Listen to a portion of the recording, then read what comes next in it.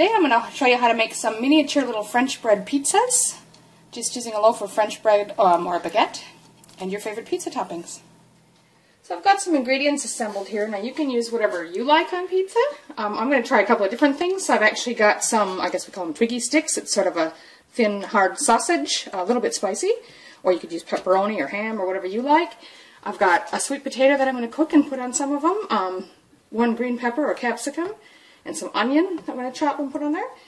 I'm using French bread or a baguette, which we're going to slice. And then we need a bit of margarine for one side, and the other side we're going to put either, say, a barbecue sauce or pizza sauce with some cheese. Different types that I have here, even a bit of cream cheese for some. So let's preheat the oven. It'd be about 350 Fahrenheit or 180 Celsius. And mine is fan forced. I'm going to start by cooking the sweet potato. I'm just going to put it in the microwave for 5 to 6 minutes. If you have some that you've baked in the oven, that's fine. You can use it as well.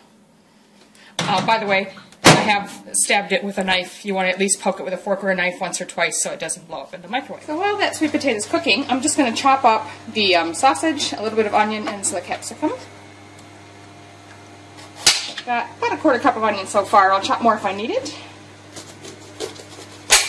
I like to cut the top end and the bottom end off, and then just sort of carefully run the knife around the inside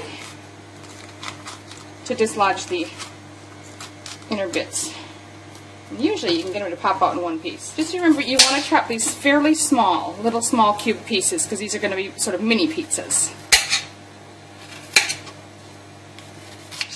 So I've cut up some of the onion and the capsicum or green pepper, cut up the meat, and this is my cooked sweet potato, which has also been chopped into small pieces. I just cut a small bit of it for now. I don't know how much I'll use, but you can always cut more as you need it. The next step is to cut the bread into these small miniature pieces. So what I'm going to do, you can just cut straight across if you want small round, sort of rounder bits. I'm going to try and go at a diagonal. So I'm going to start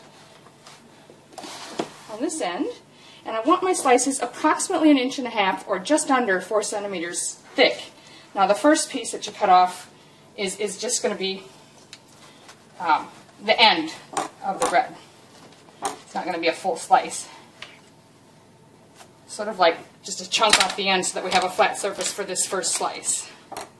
From there, like I say, approximately 1.5 inches at the diagonal again. So what you're aiming for is sort of wedge-like slices, like that, and about, like I say, 1.5 inches, just under 4 centimeters. We're going to continue to cut the bread like that. So here's the finished cuttings, and I did get a little bit less of an angle, I think, as I continued on to get slightly smaller ones, but a little more stable in size. I think it doesn't really matter. You do whatever works for you. I do end up with 2 little end pieces, which I'm going to use anyway. They'll just be little baby bite-sized ones. So the next step is on one side of these pieces, you want to put some butter. Margarine, you can use whatever you've got. So you're just going to butter the one side, and then we're going to put that side down on the pan and build a pizza on top of it. So the next step, I've got them, as you can see, all arranged, and as I said, they're all buttered side down on the pan. Any way you can fit them all in. I'm choosing to use pizza sauce on some of them, barbecue sauce on others. Doesn't make any difference, whatever you want to use. You can use the same sauce on all of them or mix and match as well. Barbecue sauce on these.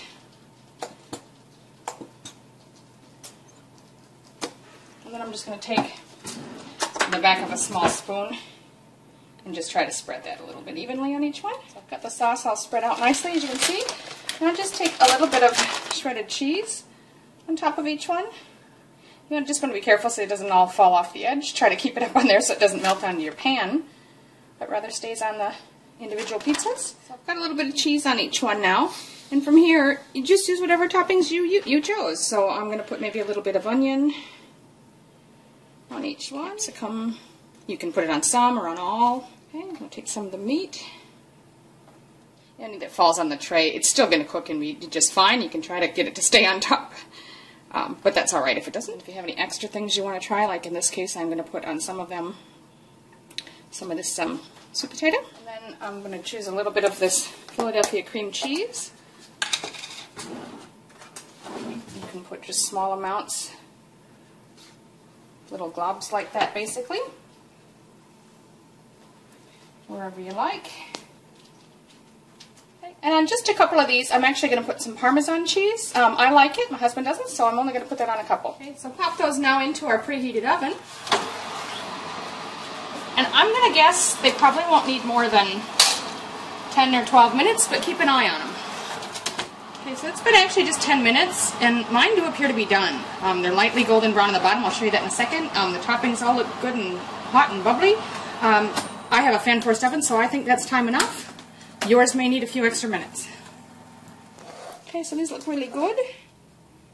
I'd just pick them up and eat them. You could cut them with a knife and fork if you prefer, but I think they're just about the right size to pick up and eat as they are. And nice and crisp and crunchy. Just the way I like them. Enjoy!